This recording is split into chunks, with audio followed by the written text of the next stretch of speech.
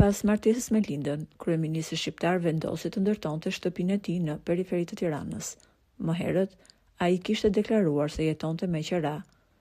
Për një jetë të qetë, larg zhurmave të qytetit, ai është vendosur në Surrel.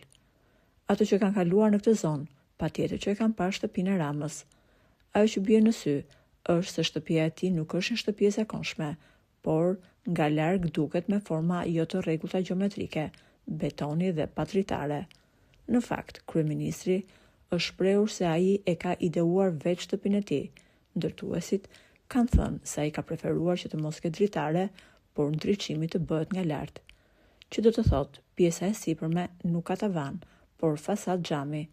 Fotot e fundit tregojnë ambientet e shtëpisë së Ramës nga brenda dhe kanë lënë pa fjalë shumë veta. Edhe pse nga jashtë nuk të jepet ideja e luksit, mënyra se si është ndërtuar nga brenda shtëpia e tij të lë pamend. Shtëpia e kryeministrit është kryesisht nën tokë. Ajo ka 3 kate nën tokë, ku përfshihen zyra pritjesh, dhoma gjumi dhe garazhi. Me një sistem të jashtëzakonshëm kondicionimi, dhomat më të shumta ndodhen nën tokë.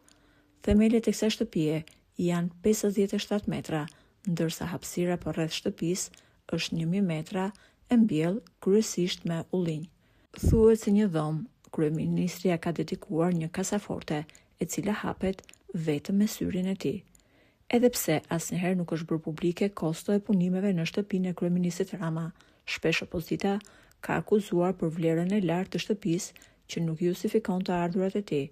Ndërkohë, Rama ju kundërpërgjigj duke thënë: "Po më akuzoni mua, po hajdeni të shihni se komshitë e mi këtu në Surrel, që janë banor të zonës, i kanë vilat shumë herë më të bukura se shtëpia ime."